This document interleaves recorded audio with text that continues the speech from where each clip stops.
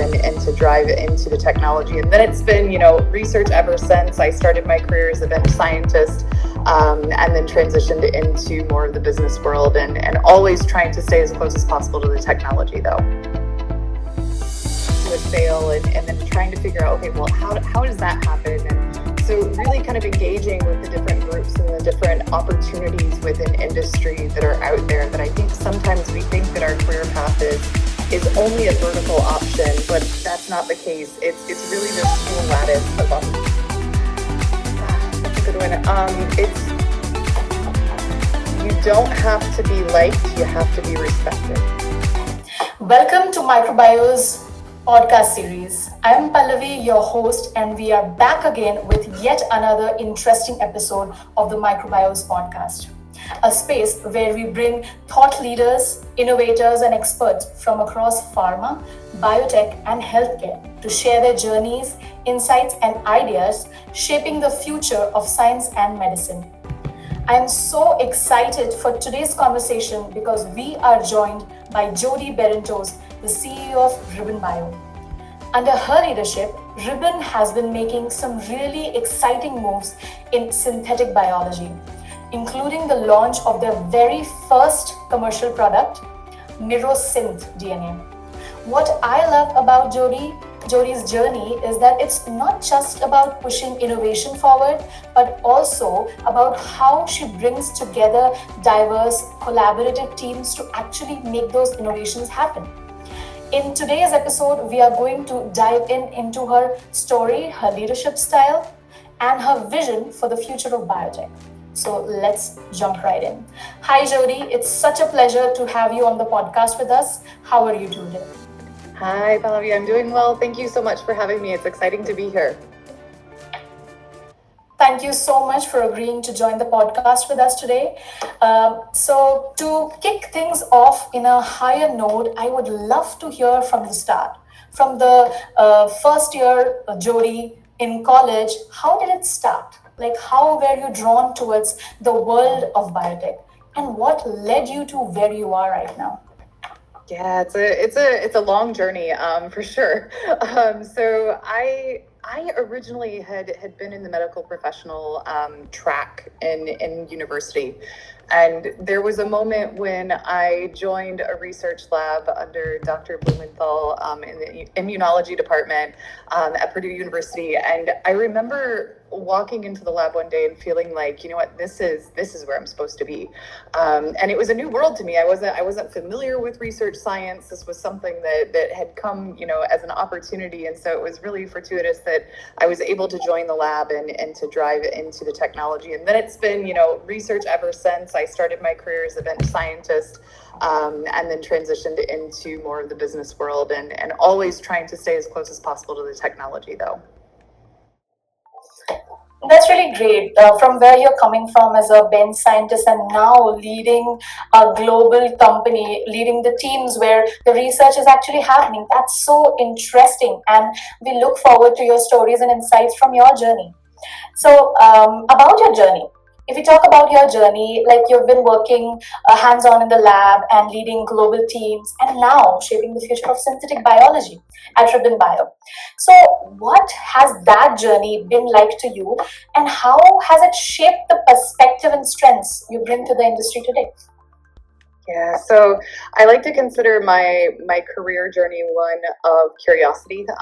It's always been, I've gotten the opportunity to be adjacent to commercial organizations during my technology time, being at the bench, seeing, the product that I'm working on develop into a sale, and then trying to figure out, okay, well, how does that happen? And so really kind of engaging with the different groups and the different opportunities within industry that are out there, that I think sometimes we think that our career path is only a vertical option, but that's not the case. It's really this cool lattice of opportunity if you're willing to take the side steps, which is always, I think, a little bit scarier than trying to move up in something that's very comfortable. And so, through that, I've gotten to learn about how a technology comes from an idea and goes all the way to market and then expands from there. And so I think because I've had all of those different touch points, it's been empowering to be able to navigate very quickly through a career into the position that I'm in now. That's great. Like you said, it was scary to start something new, something unique. And you also had come across a lot of challenges. So, from transitioning from large organization to leading a biotech startup right now, you must have also gone through unique challenges. What were some of the most significant hurdles or challenges, if you may, you faced in this shift? And how did you try to overcome them? Yeah, it's a good question, and one that I get asked a lot because I think there's a lot of people who want to move from big industry careers into startups, but it's scary, right? It's a whole different world here, and so I think that journey is always one that's interesting and dynamic. And I spent my early career in Fortune 500 companies, big organizations, lots of people, lots of money, and lots of security. And then you move into the startup world, and it's kind of the opposite. You've got a crack team who's doing a lot with a little, and how do you make that kind of transition and understand how to do the job that needs to be done at the end of the day, which is get a product to market. And I think the biggest transition hurdle that I saw, and challenge that I faced was really the speed. In a large biotech company, in a large industry, I think it's all the same no matter the market. Things go slow. Everybody tries to be agile, but you're moving a big ship, right? So there's a lot of bureaucracy, there's a lot of red tape.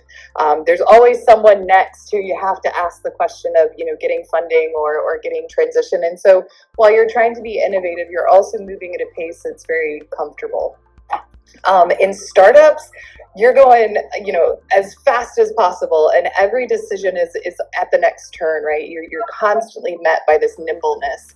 And while that is something that's phenomenal because you can do things a lot faster, it's a little scary, right? Because every decision is taking the company in a path, not just, am I going to go to the next person, or are we going to have a meeting about it, or, right? You're really in real time changing the dynamic of a company, which is very cool.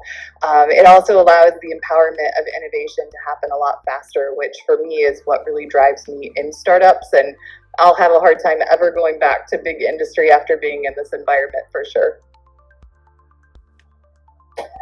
That's really interesting to hear because usually people start from startups and then move on to Fortune 500 companies or global companies because they have had their share of struggle in the start, and then you actually decided to turn around and actually start from the start. That's really interesting. So the product. Right now, what you're working in Ribbon Bio is mirror-synth DNA, right? The technology sounds really interesting, very fascinating development in synthetic biology. Could you share what makes this approach different from traditional DNA synthesis methods? Sure. So mirror synthesis is a pretty cool technology. So right now, synthetic biology has been around forever, right? I mean, we're going on decades of synthetic biology happening in the space. But we've always been kind of stuck from a product perspective at a certain length, a certain complexity, and a certain accuracy limit, right? So you start to kind of have these technology moments that fall apart with the current offerings. And so what Ribbon set out to do, the founders are computational biologists, and they took the concept of synthetic biology as a math problem and said, okay, if we can figure out the biophysical properties of DNA, we can make a predictive mechanism by which to reassemble the DNA and have best fit for manufacturing. And we can do this at scale. And so that's really the power behind Mirasynth. It's led by an intelligent algorithm that takes the DNA, it's going to break it up into little bitty pieces, it's going to identify the complexities, and it's going to work around those complexities in manufacturing. And I think there's something so unique about the fact that we're able to take into consideration each molecule and the fact that it is different from the next, right? Whereas other technologies are saying, okay, we're going to add an A, a T, a C, a G, and we're going to get to a certain spot. Ribbon's really saying, okay, let's take this molecule and let's think about it from the full picture. and then bring it together. And so because of that, we're able to hit complexity levels, molecule complexity levels like GC content, homopolymers, standard repeats, those kinds of things at levels that the market's never seen before. That's really great to hear. You talked about MVPs of the field, the industry, and what actually the product is all about. You have to bring in your A game right now and then move forward. So, in your perspective, with your decades of experience, what are some of the most exciting technical applications of ribbon synthetic DNA in the next few years? Yeah, it's one of the coolest markets to be in. I have to say, we are just at a turning point where the market is starting to explode with potential around synthetic biology and ribbons. We rebranded not too long ago, which is always a fun moment in a company, and we rebranded to this concept of making the impossible possible. And that's such a generic statement, right? But it's such a powerful statement. And the reason why it's so generic is because synthetic biology is empowering all sorts of impossibilities, whether it's ag bio and thinking about that space, whether it's biopharma and all of the wave of mRNA therapeutics, cell and gene therapies that are coming into play really at the tail end of COVID and starting to get legs, whether it's thinking about space science, biofuels, it's kind of infinite. And I think there's something so amazing about the fact that synthetic biology is really on this precipice. Now, that being said, for a company of where we are today, right, and how we're taking this to market, you have to focus. There's a lot of things we could do. It's what should we do, and how do you meet those kind of moments for, going to market for a single moment. So we're really focused in right now in the biopharma space. We are doing some cool, de-extinction, ag bio, those kinds of realms as well. But really our core kind of essence is sitting in the biopharma space and driving product in that region as templates for mRNA therapeutics. Yeah, so the main product goes along with the side products that you've already been planning or you plan to have them in the future. But all in all, the synthetic biology is the future of biotech, I believe. Absolutely. So, in your field, how do you see the field evolving in the next decade in biotech, particularly with the advancements of AI, automation, and biomanufacturing? Yeah, it's a great question, and there's a lot of buzzwords in there, right? And I think it's a really buzzy market right now, and I think there's some really cool capabilities that are happening, and I think this moment of personalized therapies, I think, is going to be one of the coolest iterations that we've seen in science in a long time.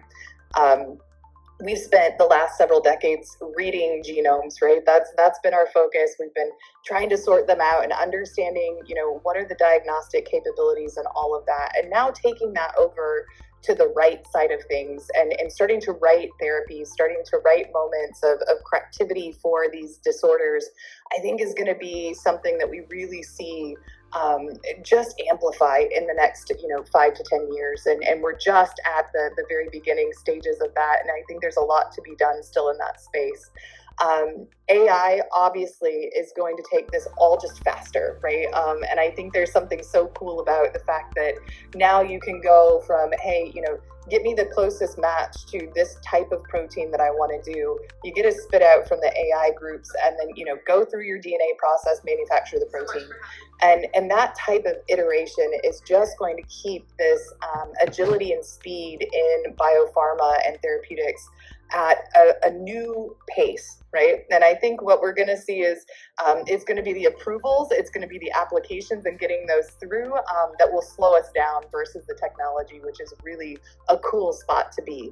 That being said, and I think that this is probably a lead into the next set of questions, but it poses challenges, right? Because now we're starting to be able to do things from a DNA perspective that's leaning in on moments that are really, I think, a little bit on the fringe of a challenge, right? From a biosecurity perspective, from a bioethics perspective. And so these are things that we're thinking about, as well as how do we keep on the corner edge of those moments that come along. There's always a what I'll call a negative that comes along with a positive to balance the world out, and this is just one of them.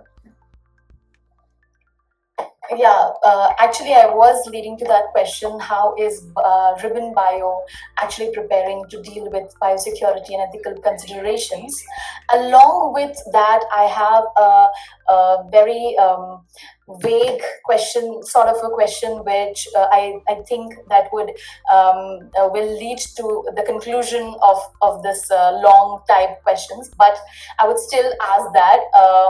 What is your long-term vision for the company, and how are you preparing it to play a defining role in biotech industry, along with having the consideration for biosecurity and ethical considerations, everything in mind?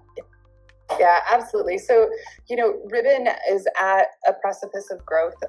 We've launched our Mirasynth DNA product on market, and we're working with our partners. We're continuing to refine that possibility and the specifications of the product itself. And we'll lean in on that for the time being, right? But we're never stopping innovation, and I think that's the important part. So here next week, actually, we'll be doing another product launch, which is very exciting. So certainly watch the news for stuff coming out of Ribbon Bio, where we're taking the technology kind of to the next level of capability, and we're not going to stop there. I think it's all about listening to the voice of the market, understanding what those customer needs. And balancing the moment of growth and commercialization with innovation. And for me, as rapid as this market is growing, we've got to keep innovating. And so how can we keep kind of that balance of, getting through revenue, which is important for a company, but also keeping that really nuanced innovation. And we've got some really cool partnerships that are happening now and that are coming out in the future with some of these AI groups that are going to start empowering the speed at which our partners are able to navigate. So just really cool stuff coming out of Ribbon. I would definitely keep your eyes on us. Definitely. We will be waiting for your launch next week, and it is so exciting to have so much things going on in the company, and you're keeping up with everything. You're everywhere on social media as well. That's so interesting. I keep seeing you all everywhere in LinkedIn. So it's really exciting how you're managing everything and also keeping up with the that it has to be like a company. The revenue is also the motivation for the company. Yeah, absolutely. And I have a marketing background. I did marketing before this, so we have a big push on social media, but that's where things happen, right? And I think that we're in an environment where communication happens so rapidly with researchers, with getting information out there. And so I think having that big social media presence and telling us where we are, right? I'm in Vienna today doing talks at an Austrian tech talk group, bouncing around. We've got to get the message out, and we've got to keep the dialogue going for sure. Yes, definitely. That's the most necessary thing right now. So with this rapid here and there and what we have already gone through right now, we have reached to the most interesting part of our podcast, which is the rapid fire round. So the rules are that I'm going to shoot a few rapid questions and you have to give me rapid answers. That's the only rule. All right. Okay, so let's begin. Research or strategy meetings, which gives you more excitement? Ooh, strategy. I love strategy. I think you have to have the research for the strategy, but I love talking strategy. CRISPR or mRNA, which do you think will have a bigger impact in the next decade? I think CRISPR is getting a leg up right now with some complexities around mRNA, but I think that they're both techs to definitely watch for sure. One underrated tool or technology in biotech you wish more people talked about? Synthetic biology. I think all of the applications get a lot of press right now, mRNA, cell and gene therapy, but sometimes we forget about the DNA that fuels it all. So I'm going to take a cheat there and go synthetic biology. If you could collaborate with any scientist or research lab globally, who would it be? We just had the passing of Dr. David Baltimore earlier this week, and I think it's such a hard hit for the market. He's one of the phenomenal minds in this space, and I think that was my original answer, and I think I'll still stick with it. I think there's a phenomenal group of following from Dr. Baltimore. Synbio in one sentence. Fueling the impossible. That's a great sentence. A leadership lesson you always carry with you. That's a good one. It's you don't have to be liked, you have to be respected. That's great. That's great. So that's a wrap. Jodi, it's been such a pleasure having you on the podcast. Thank you so much for sharing your story and insights. And right now, we are so excited that we could have this conversation with you. Thank you so much, Jodi. Thank you for having me. I appreciate the time, and thank you for listening.